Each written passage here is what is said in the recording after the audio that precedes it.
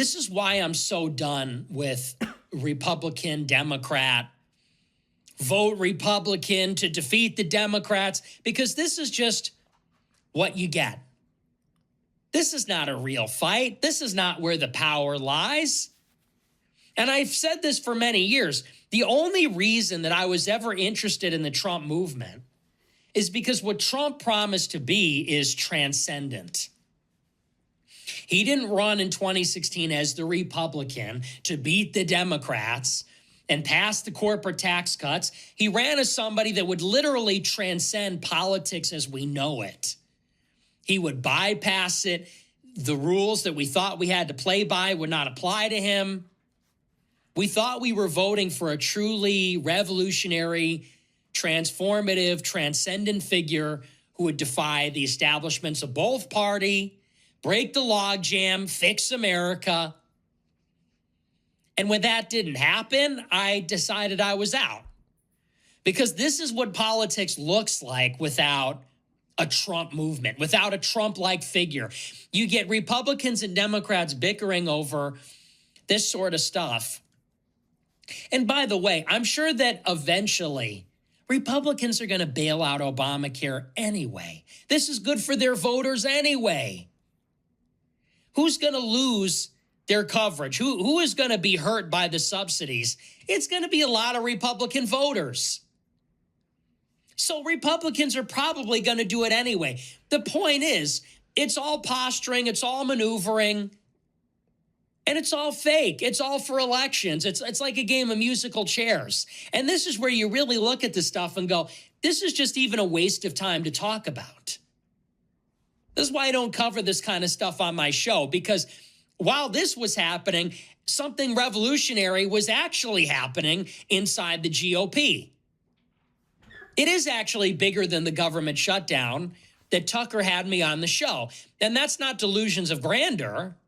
That's to say that if there is a convulsion in a major party, if there's a major revolt in one of the major parties against one of the special interests, defying how politics works, that actually gives me more hope. That's actually something real. I view that as progress as opposed to this nonsense. And how much coverage of the government shutdown was there on Fox News and every other platform? This cottage industry, you have a class of people that are employed to give opinions about this. Analysts and, other assorted cocksuckers go on Fox News for 40 days. On the morning show, the daytime show, the nighttime show, and they say, this is nonsense. And that's just a little taste of these are the two worlds that we're living in. One way of looking at politics, as I've said from the beginning, is hardball, power politics, transcendent, media market. We want our people to get in there and make a difference. We want our people with their radical opinions to get in there. We want to shift the Overton window. We want to make things acceptable. We want to move the institutions. We want to write the policy. That's politics. That's one world. The other world is vote Republican or the Democrats are going to.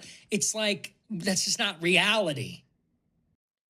Okay, guys, this is probably my most favorite Nick clip so far. 2 points I want to get to. He's saying that the Republican Democrats back and forth is basically ridiculous. It's a waste of time. I agree with him there. You got special interests paying both groups. Some people say it's Israel is the special interest on both sides, but you got different interest groups paying the Republicans, paying the Democrats to do things for their interests, and they're not doing stuff for the American people. So I agree with Nick. It's basically a waste of time, regardless that people are going to keep their insurance, people are going to keep their food stamps, etc., because the politicians need that. Otherwise, they would be taken out of office. So Nick even also made the point that it's Republicans who would, well, not just Republicans, but many Republicans will lose their health care. So he's basically saying either side has to make sure that the health care is kept because people across political aisles need health care, and across political aisles people use food stamps. So therefore the argument is null and void, and it's illogical, and it's not truthful, because either way it goes, the same result is going to happen.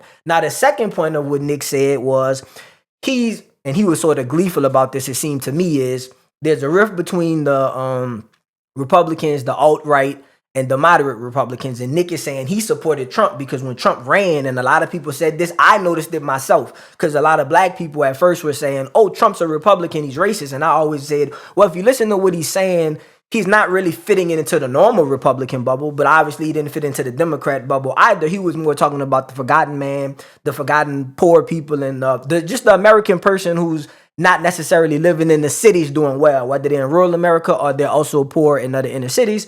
Trump was just trying to forge like a new attitude, putting America first. He was going to fix a lot of the problems that Washington and, like Nick is saying, the left and the right, no matter who's in office, the American people are somewhat losing. And that's what Trump initially was running on, being able to fix that. So I didn't vote for Trump the first time, but I did see what he was saying. And I also thought Bernie Sanders was saying something similar on the left. So Nick is saying that in that same vein, he's looking for, whether you want to call it a third party or not, he's just looking for new ideas to fix the actual problems. I 100% agree with Nick on this. We need to get outside of just this group is correct, this group is wrong. Now, I think both sides have good things that they're saying, and people who vote for both sides have good ideas.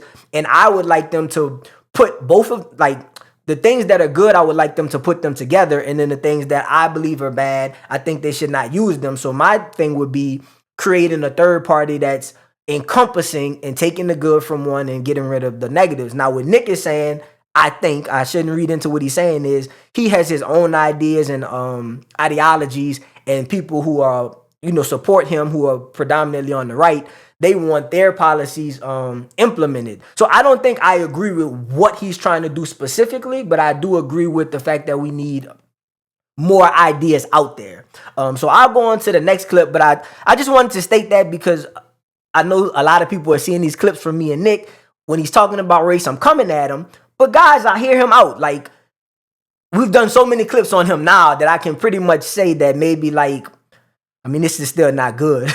Maybe like 20% of what he says I might, agree with. He's knowledgeable about Israel.